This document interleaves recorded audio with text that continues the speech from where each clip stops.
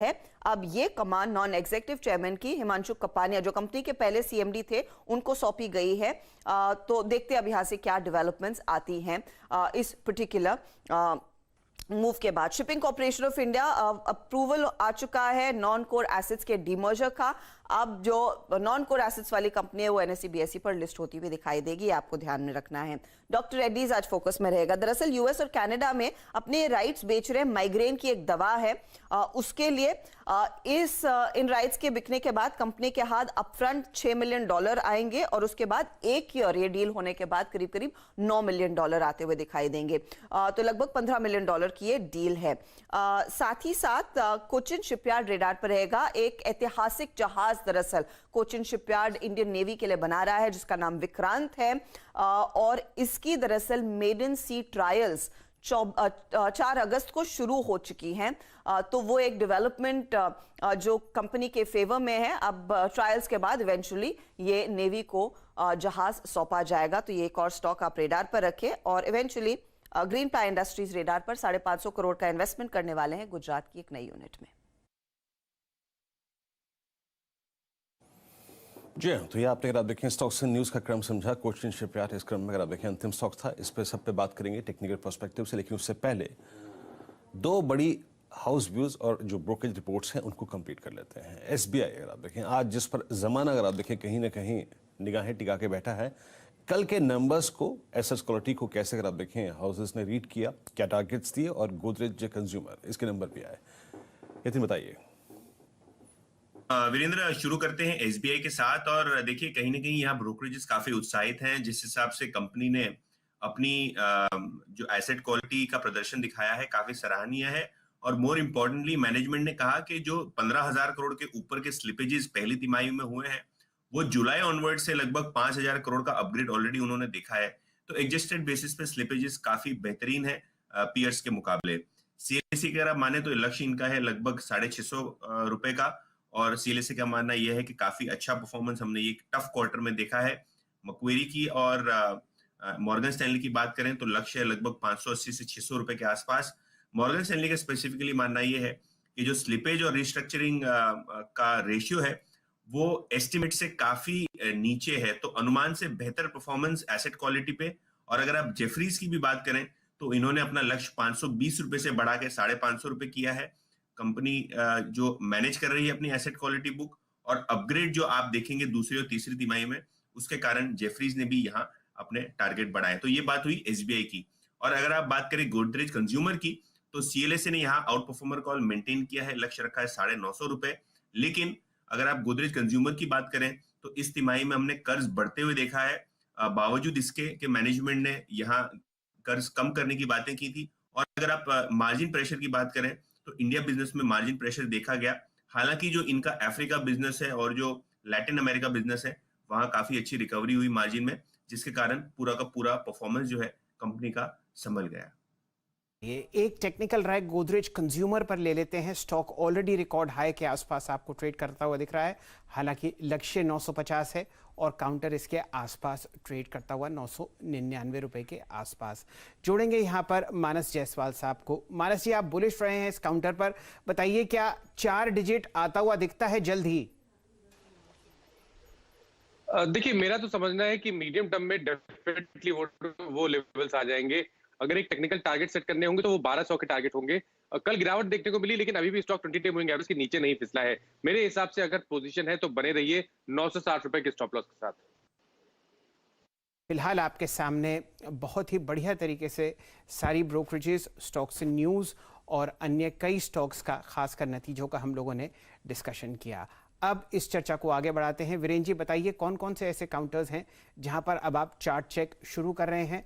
Game खत्म होने में 1.25 मिनट बचा है। भारत लीड करता हुआ 5:4। 130 करोड़ लोगों की सांसें सिर्फ घड़ियां देख रही हैं और हर्षदा जी का ध्यान भी स्क्रीन की तरफ है। Virendra ji, over to you. जी हाँ शैल जी, मेरा भी ध्यान उसी तरफ है। बस 1 मिनट 4 सेकंड है, लेकिन कुछ स्टॉक्स जहां पे अगर आप देखें काफ़ी स्ट्रॉन्ग मोमेंटम है उन पे बात कर लेते हैं। और लॉन्ग्स काफ़ी आप देखें यहाँ पे हुए हैं। देखिए HDFC पे एसिड की कॉल थी, कोटक पे कॉल थी, ICICI बैंक पे कॉल थी, इन सब स्टेट्स पे बात हो चुकी है। ICICI प्रू लेके आई है। कल ये अगर आप देखें इस दौर के नए हाईएस्ट लेवल पे क्लोज हुआ था। एक बार मानस ICICI प्रू को देखिएगा, इस पे आपके नए टारगेट्स क्या हैं। ये OI एडिशंस की अगर आप देखें NBFCs की श्रेणी में और इंश्योरेंस स्टॉक्स की श्रेणी में अगर आप देखें, कल हमने अच्छा OI एडिशन देखा था। इस स्टॉक पे आपका टेक? देखिए, एक रेजिस्टेंस था 660 रुपए का, स्टॉक ने ऑलरेडी उसको ब्रीच कर दिया था। कल पूरे दिन कंसोलिडेशन देखने को मिला, लेकिन अंडरटोन काफी बुलिश है। मेरे हिसाब से पोजीशन में बने रहिए, 650 का स्टॉप लॉस रखिए। ऊपर की तरफ 720 से लेकर 725 तक के टारगेट देखने को मिल सकते हैं।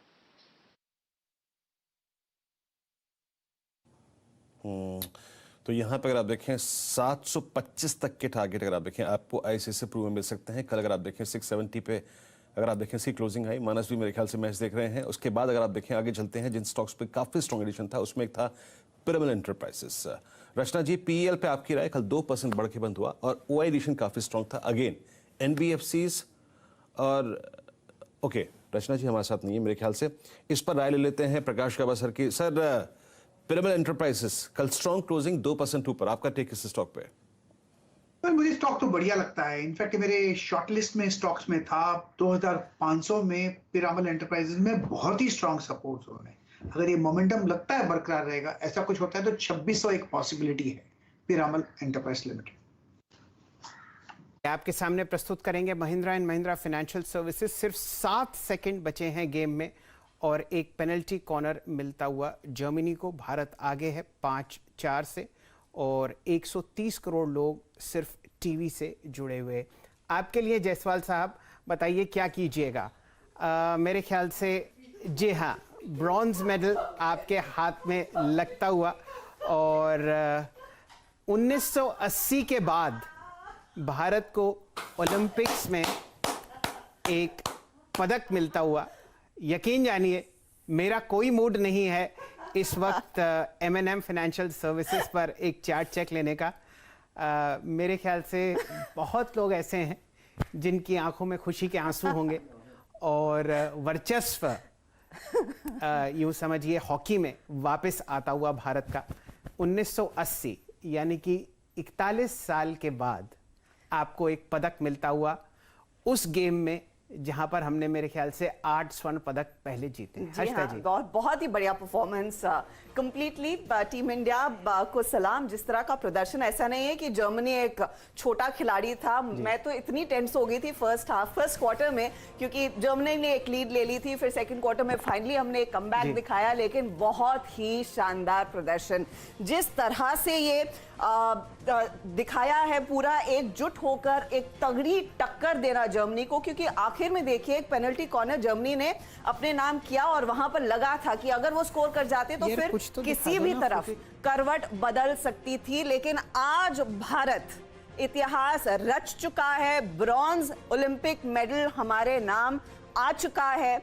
जर्मनी के खिलाफ 5-4 से हम जीते हैं और बहुत ही तगड़ा प्रदर्शन मनप्रीत सिंह और इनकी पूरी टीम का।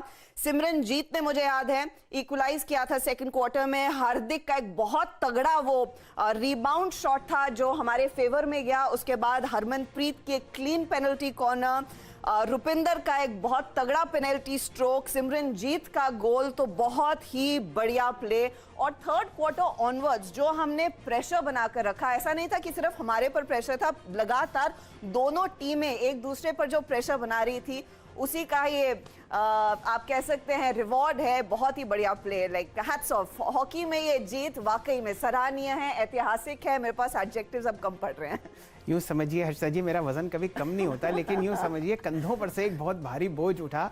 सुबह से हम लोग ये मैच देख रहे थे, जब आए तो 1-0 था, फिर एक्चुअली 1-2 हुआ और अब आप देखिए 5-4 से ये विजय हम लोगों ने हासिल की है। और आज आप डाइट छोड़िए, बताइए क्या खाएंगी, वही आपके लिए मिष्ठान प्रस्तुत किया जाएगा। मेरे ख्याल से आज भी निफ्टी में आपको बढ़िया मोमेंटम दिखेगा। वापस बाजार से जोड़ते हैं मानस जायसवाल साहब। Mahindra and Mahindra financial services कल बहुत ही बढ़िया मोमेंटम, और वही मोमेंटम आपने जो हॉकी के मैदान में देखा, क्या वापस M&M फाइनेंशियल सर्विसेज में आया है?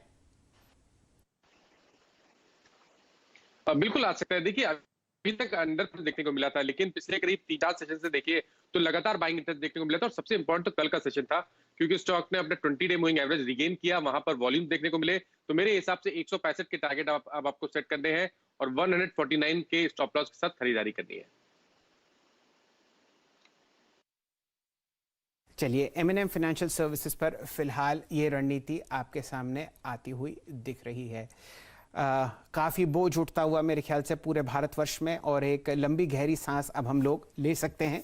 और अब बचे हुए 9 मिनट्स में एक से एक बढ़िया आपके सामने टेक कॉल्स आती हुई दिखेंगी। यहाँ पर जोड़ते हैं प्रकाश गाबा साहब को और उनके लिए प्रस्तुत करते हैं डाबर का चार्ट। गाबा साहब, आप इस काउंटर पर अक्सर बुलिश रहे हैं और नतीजे अच्छे थे, काउंटर ने रिकॉर्ड हाई की तरफ अग्रसर अपने कदम उठाए। बताइए, ये चार्ट्स पर अब आपको कैसा लगता है? हम लोग हल्का सा लाल निशान देख रहे हैं 588 पर। कल मुनाफा वसूली, क्या ये डिप खरीदना है? Good morning to you Shail ji. ये डिप मुझे लगता है खरीदने के लिए जगह होगी 570 की। जो हमने कल सेलिंग देखा है वो शायद आज कंटिन्यू हो, लेकिन सपोर्ट करीब 570 के